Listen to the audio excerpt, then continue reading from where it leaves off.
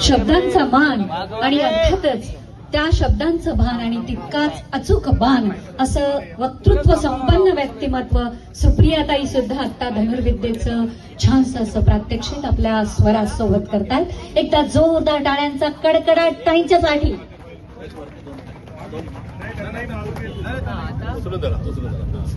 Sir थोडं मागे ना, सर मागे या।